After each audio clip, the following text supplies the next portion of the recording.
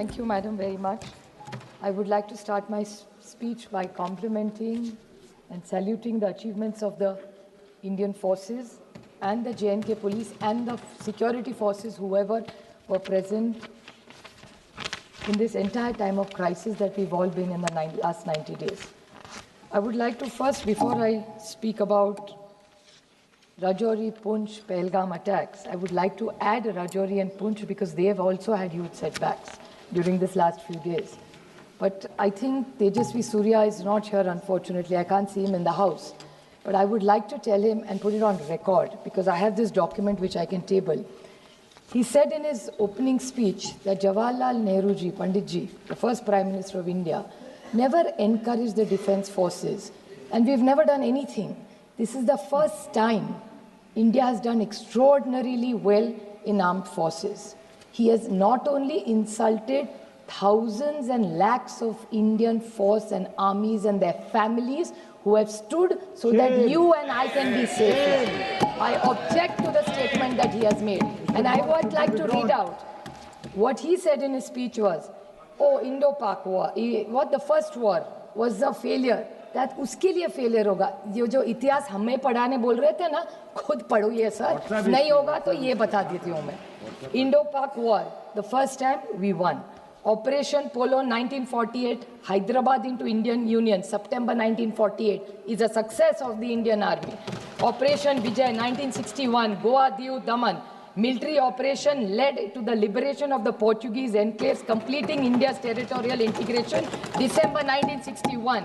Indo-Pakistan War 1965 successfully defended Indian borders, preventing Pakistan from achieving its strategic objectives. August-September 1965, Bangladesh liberation and Indo-Pakistan War 1971. A decisive victory of Indian Army along Mukti Bahini, liberated in Bangladesh in 13 days, leading to surrender 90,000 Pakistani troops, March 1991. This Tejasvi Surya इतिहास खुद पढ़ा नहीं होता तो ले लो. This is one thing. We may have political differences, like Sunil Tadkare ji said. He's absolutely right about this. That जब देश का सवाल आता है तो देश पहला, उसके बाद राज्य, उसके बाद पार्टी, उसके बाद फैमिली. पहले देश आता है. और जब कनिमोळी जी यहाँ है, मैं यहाँ हूँ. जब हमें किरण रिजिजू का फोन आया था, किरण जी ने मुझे सिर्फ फोन पे कहा, सुप्रिया तुमको देश के लिए 10 दिन देने पड़ेंगे. देश के लिए मैं क्या कर सकती हूँ? देश के लिए 10 दिन क्या बोल रहे हो किरण जी आप? ये माननीय प्रधानमंत्री जी का बड़ापन था कि हम सारे ऑपोजिशंस को उन्होंने लीड करने के जो विश्वास दिखाया है, यही एक सशक्त लोकतंत्र है. ये जो तेजस्वी सूर्या की छोटी सोच है ना, वो छोटी सोच हम नहीं रखते. जो अच्छा है वो अच्छा ही है. और जब देश के बारे में आता है, आप नहीं थी शैलजा जी, लेकिन ऑल पार्टी मीटिंग में हम जब गए थे तो पहली कांग्रेस पार्टी बोली थी और उन्होंने कहा था कि ये वक्त तू मैं का नहीं है. कांग्रेस पार्टी और सारी ऑपोजिशन नरेंद्र मोदी जी की सरकार के साथ पूरी ताकत से खड़ी रहेगी और हम आपके साथ हैं. आप जो निर्णय ले, युद्ध करें, कुछ भी करें, हम आपके साथ खड़े रहेंगे. और ये तेजस्वी सूर्या क्यों पता नहीं है. तो मैं ये जो नए लोग आके पता नहीं क्या क्या हमको सुना के जाते और गलत इतिहास बनाते और रिकॉर्ड पे गलत लाते, इसके लिए मुझे दुख हुआ उनके भाषण सुन के. उनके लिए बहुत अंधभक्त होते काय से. Another thing he said, NIA के बारे में बोल रहे थे. किसने एनआईए शुरू किया? ये तू मैं का वक्त नहीं है. इस देश के अभी सुरक्षितता की चर्चा. मैं नहीं कहूँगी हमने किया. अच्छा ठीक है, हमने किया, आपने आगे लिया, अच्छी बात है. बट एनआईए में भी गलती निकाली. ये जो तेजस्वी जी ने, या मुझे विश्वास है कि ये बीजेपी की लाइन नहीं होगी, ये तेजस्वी सूर्या जी की होगी. क्योंकि जब से हम सबको उन्होंने बुलाया था, और ये जो अभी मंत्री जी मेरा मिनिस्टर डॉक्टर जयशंकर जी बोले, मैं उनकी तहे दिल से हम सब की तरफ से आभारी हूँ कि हम सबको उन्होंने चुना और विश्वास के नाते हमें प्रदेश में भेजा. और मैं सिर्फ जयशंकर जी को 2-3 छोटे सवाल करना चाहती हूँ. उन्हें बहुत अच्छा उन्होंने भाषण सबको दिया, पर मुझे 2-3 सवाल उनको पूछने हैं. बड़ी विनम्रता से पूछना चाहती हूँ क्योंकि देश के बारे में है. कि उन्होंने कहा दुनिया ने हमें सपोर्ट किया, तो आतंकवाद में तो सब करते हैं और करना ही चाहिए. बट उन्होंने मैं बड़ी विनम्रता से उनको कहना चाहती हूँ कि जहाँ हम भी गए, कि दुनिया का आप रिकॉर्ड भी देखिए, किसी ने हमारी तारीफ नहीं की, हम लड़े इसलिए, लेकिन डी एस्केलेशन जब किया हमारी बहुत प्रशंसा सबने की. तो सारी दुनिया ने डी एस्केलेशन के बारे में भारत के लिए बहुत अच्छा भी बोला। तो जब बाकी के इनके जो सांसद है कहते हैं अभी घुस के मारेंगे और वो सब लैंग्वेज, वो सब ठीक है, कहने के लिए बहुत अच्छा भी लगता है, लेकिन इस दुनिया में जब लड़ाई होती है, आप भी एक महिला है, मैं जानती हूँ, संवेदनशील महिला है आप बताइए मुझे, जब हल्ला होता है तब क्या होता है? सिर्फ विधवा महिलाएं रहती है और बच्चे रहते हैं, क्या मिलता है किसी को? तो मेरे ख्याल से डायलॉग्स, टॉक्स, ये सारी बातें हम सब कह के आए कि terrorism, blood and water can not flow together. Anurag ji है यहाँ, वो रोज बोलते थे, हम 10 दिन घूम रहे थे कि cross border terrorism, terror and talks can not together, we were साथ में थे हम उसमें। मेरे ख्याल से किसी ने, और जब ऑल पार्टी मीटिंग में हम गए थे तब हमने कहा था कि अगर आप युद्ध करेंगे तो हम भारत के साथ रहेंगे, जो भी करेंगे आप। लेकिन जिस तरह से, और एक उन्होंने पूछा, एक बीजेपी के ने कि हमने अटैक किया और पहली वाली सरकार ने कुछ नहीं किया। मैं पूछना चाहती हूँ कि आपका ऑब्जेक्टिव था क्या? तेजस्वी सूर्या जी कह रहे थे कि ओ आप इतने साल कांग्रेस ने कुछ नहीं किया, तो भूल गए इतिहास पर क्या क्या किया। लेकिन मैं बड़ी विनम्रता से उनको पूछना चाहती हूँ कि डी एस्केलेट तो 1-1.5 दिन में ही हो गया, तो what was the objective of the war when he said? क्योंकि ये बहुत सारे लोग मुंबई के अटैक के बारे में बोले और बोले कि कांग्रेस ने कुछ नहीं किया। मैं बोलना चाहती हूँ, आपको पता नहीं दुख क्या होता है। पुलिस शहीद हुए 26/11 की मुंबई के अटैक में, और ओमड़े जी थे, बेचारे पुलिस थे, उन्होंने जब वो क्या उसका नाम था, कसाब को जब पकड़ा था, जिंदा पकड़ा था। तो जब कसाब को पकड़ा था, जिंदा पकड़ा था, तो पेट में गोली लगी थी, पेट में गोली लगी थी इसके, और कन्विक्टेड। और मैं एक बात बताऊं, आतंकवादी को जिंदा हमने पकड़ा था, तब हमारी, मैं नहीं कहती वो हमारा सरकार नहीं गई थी, इस देश की पुलिस थी वहां। मैं नहीं कहूंगी कि कांग्रेस ने की, कभी नहीं कहूंगी मैं कि एनसीपी कांग्रेस की सरकार थी, हमने पकड़ा, हम नहीं पकड़ने गए थे। वो जो पुलिस वाला था उमड़े, जिन्होंने जान दी, उन्होंने उसको पकड़ा है। मैं कभी इस मामले में क्रेडिट नहीं लूंगी, इतनी तो इंसानियत रखो।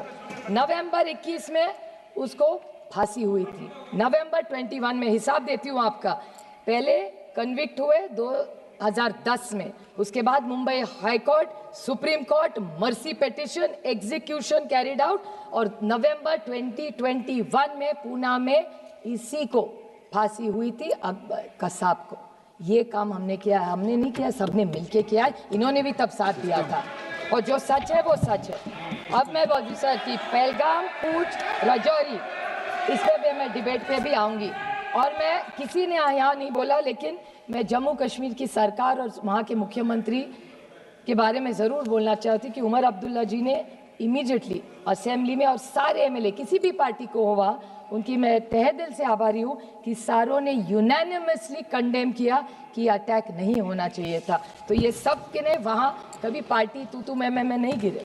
मैं थोड़े सवाल पूछना चाहती हूँ इस सरकार को। आप सब बारे में बहुत लोगों ने कहा है, लेकिन आपने हिसाब किताब किया इस वक्त का। मैं पूछना चाहती हूँ कि 11 सितंबर 16 में पूंछ का अटैक हुआ, 18 सितंबर 16 में उरी का अटैक हुआ, 14 फरवरी 19 में पुलवामा हुआ, और 22 अप्रैल 25 में पहलगाम का अटैक हुआ। और अब जब हुआ तब पूंछ और राजौरी में भी 16 लोग शहीद हुए हैं और 60 लोगों को अस्पताल लेके गया है। तो जैसे पहलगाम में अटैक हुआ उसके बाद 16 लोगों की भी मौत, शहीद हुए हैं इस देश के लिए। इसके बारे में भी हम सब ने सोचना चाहिए और रिकॉर्ड को उन्हें भी श्रद्धांजलि देनी चाहिए।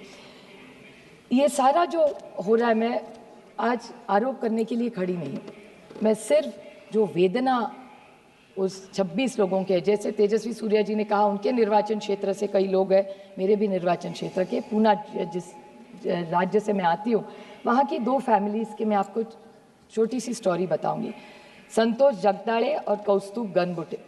संतोष जगदाड़े की बेटी आसावरी, उनकी बीवी प्रगति और संगीता गनबोटे, ये तीनों साथ में थे।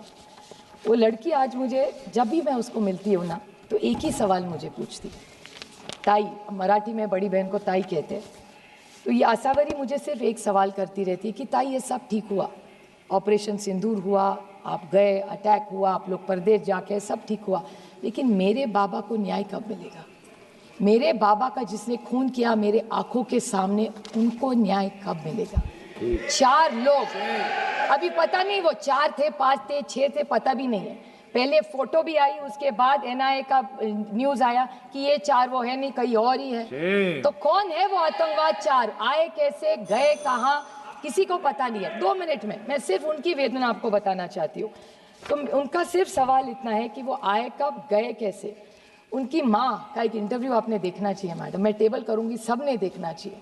उनकी जो बीवी है उसके साथ खड़ी थी, बोलती है 3 महीने हुए, 90 दिन, आज भी जब आँख बंद करती हूँ तो वही घिनौना चेहरा उनके सामने आता है, और खोलती हूँ तो लगता है फिर वो वही आएगा और खून करके जाएगा। क्या गलती थी उनकी? बताइए मुझे, क्या गलती थी? वो छुट्टी मनाने, और पता है वो बाप, उसके फादर क्या कह रहे थे उसको? पहलगाम पहली बार प्लेन में फैमिली बैठी थी और उसको चिढ़ा रहे थे, देखो अभी तुम्हारा ग्रेजुएशन हो गया, अभी तुम्हारी शादी करेंगे, अगली टाइम मैं नहीं तुमको कश्मीर लाऊंगा, पति के साथ आए। वो लड़की कहती है, ताई मैं सोच रही थी कश्मीर स्वर्ग है, लेकिन मेरे लिए और मेरी माँ के लिए वो नर्क बन गया। कोई इसका जवाब दे। क्या जवाब दूँ उसमें बेटी को? आप बताइए। 50 लाख रुपया सरकार ने दे दिया, और इस महाराष्ट्र की सरकार ने उसको वायदा भी किया था उसको नौकरी मिलेगी आसारी को, आज तक नौकरी नहीं मिली है। कागज पे कागज, फाइल पे फाइल भरे जा रहे, कुछ नहीं हो रहा है। और दुख की बात है कि बीजेपी के एक एमएलए है मध्य प्रदेश के, 2 पॉइंट से, मध्य प्रदेश के बीजेपी के एक एमएलए है, उन्होंने कर्नल सोफिया कुरैशी के खिलाफ बोले, विक्रम मिश्री के बेटी को ट्रोलिंग किया, हेमंत जी के विडो जो है उसको बेचारी को ट्रोलिंग किया, और जहां जहां जम्मू कश्मीर के बच्चे पढ़ रहे थे देश में उनको भी पिटा। इससे कैसे चलेगा? ये हम यहाँ आए हैं, वो किसी पे टीका टिप्पणी करने नहीं आए, क्योंकि मैं बहुत सारी उम्मीदें थी मुझे, और मेरे अमित शाह जी से बहुत सारी अपेक्षा है। एक असर्टिव नेता के रूप में हम उनको एक असर्टिव होम मिनिस्टर के रूप में देखते हैं, तो हमारी बहुत सारी अपेक्षा है उनसे, और मुझे विश्वास है कि होम मिनिस्ट्री इन 4 को न्याय कब मिलेगा? Operation Sindoor is not complete और is not a success till you find those terrorist. तो हम एक दूसरे की पाठ दबानी कि सब अच्छा चल रहा है, अच्छा नहीं चल रहा है। जब तक दे आर गेट देयर, जब तक वो आतंकवादी आप नहीं पकड़ेंगे तब तक वो न्याय नहीं होगा। We can not celebrate. So I think we owe it to those families। और एक छोटा सा लास्ट पॉइंट में जोड़ कि सब एक चीज़ सबको पता होनी चाहिए, क्योंकि ये हमारे देश के लिए बहुत बड़ी बात है। अभी तेजस्वी सूर्या कह रहे थे 1 आंख 2 आंख पता नहीं क्या क्या तोड़ने वोड़ने की बात हो रही थी। मैं 4 देशों में, ये इसी सरकार का बड़प्पन है, मुझे 4 देशों में भेजा था, हम सब मिलके गए थे, अनुराग भैया भी थे उस टीम में, और उन्होंने भी सुन चुके। 4 लोगों के बारे में हर देश ने हमें पूछा, हर देश में जहाँ जहाँ हम गए एक ही हमें पूछ रहे थे कि ये आप महात्मा गांधी के देश से आते, आप पंडित जवाहरलाल नेहरू जी के देश से आते, आप इंदिरा जी के देश से आते, आप मोदी जी के देश से आते। तो ये जो विरासत सबकी हमारी, इसी विरासत को, ये विचारों के बहुत सारी अपेक्षाओं से लोग भारत की तरफ देख रहे हैं। तो मेरी विनम्र विनती है सरकार को कि आप जो ये लोग हमें नहीं मिल रहे, सारी चीज़ें, सारे हमारे जो विपक्ष है लड़ाई बंद कर देंगे, और पहले ऑपरेशन सिंदूर को अगर आपको सही मायने में लेके जाना है तो वो 4-5 जितने भी आतंकवादी है वो मिलने चाहिए। और जैसे कारगिल में अटल जी ने एक रिपोर्ट बनाई थी, वैसी इस सरकार को मैं विनम्र विनती करती हूँ कि ऑपरेशन सिंदूर का एक रिपोर्ट किया जाए, जैसे कारगिल में अटल जी ने किया था, वो पार्लियामेंट में टेबल की जाए, तो सबको जो किया है वो पता